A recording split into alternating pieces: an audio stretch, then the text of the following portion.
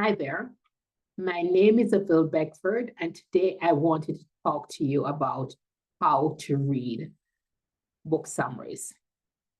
Some of you may subscribe to book summary services, and some of you may have it as a benefit from your employer. So let's say you're working on a project and you need information.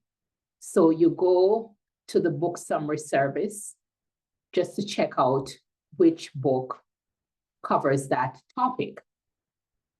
Now, one of the things I want to say to you is that if you want to become knowledgeable on a topic, let's say you're working on a project, it's important that you read more than one summary.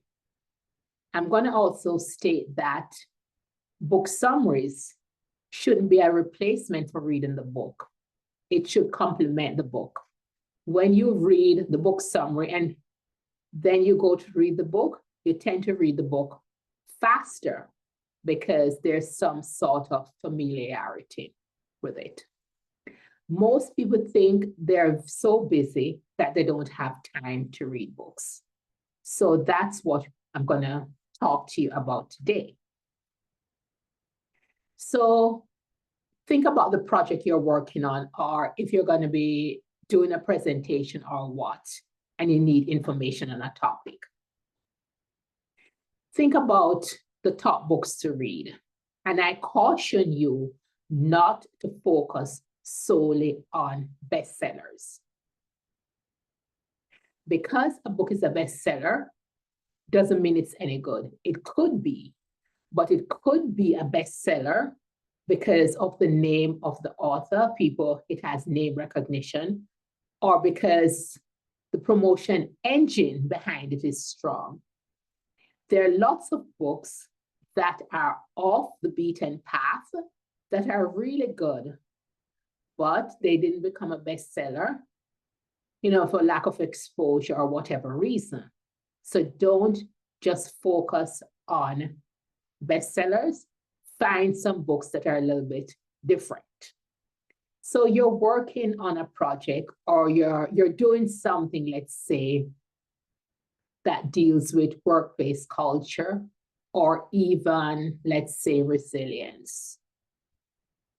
You want to find 5 good books on the topic. You could create a bibliography, and then by previewing the book, you whittle down to 5 books. Okay, so let's say for argument's sake that you already know the 5 books that you want to focus on.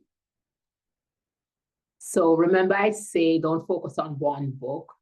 So you come up with 5 books that deal with the topic because you're interested in diverse perspectives and multiple points of view.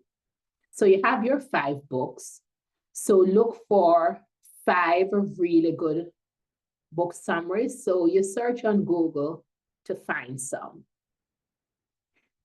So you have 5 books. You may think, okay, 5 book summaries, but that's not what I want for you.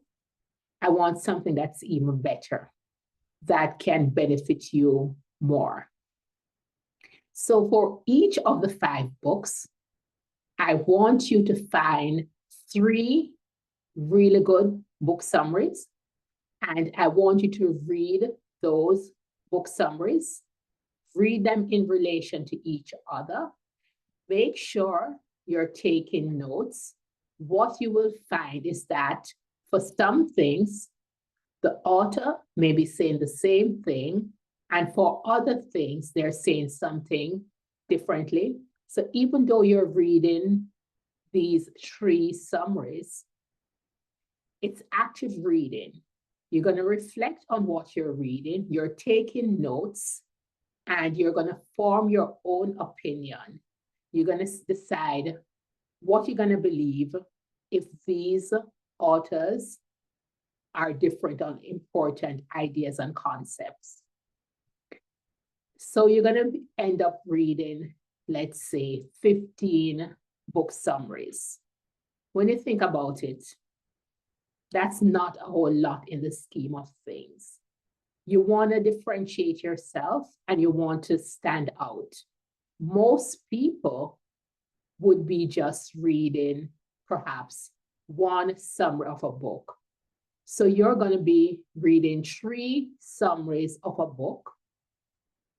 So more than likely, the summaries will allow you to have a broader idea of the book. One summary is not going to give you everything you need, and that's why. And they can, a lot of them, they're targeting like 12 pages or 15 minutes or whatever. So take the time to do this properly. So find 3 summaries and you're going to read them. So more than likely, it's going to cover more of the topic. And you'll find information that you can use for whatever project that you're working on. So going in the future, if you think that you don't have time to read complete books or read sections of books, and you only have time for book summaries, just take the time to read more than one summary of a book. Read at least 3 of them so that you can really understand the topic that the book is covering. So I wanted to talk to you about this. It's just a different way of approaching that. And if you think this is too much work, consider becoming a member of Art of Learning Leadership Academy, where I have my bookish notes. I have a few courses so far. And when I say courses, for each topic, you have at least 10 bookish notes. So you really get to understand the topic. So that's why I'm saying that I'm another option, but I've given you the tools that you can, search online to find some good summaries of a book, 3 preferably, and read them so you understand the book more broadly. So thank you for your time and have a good day.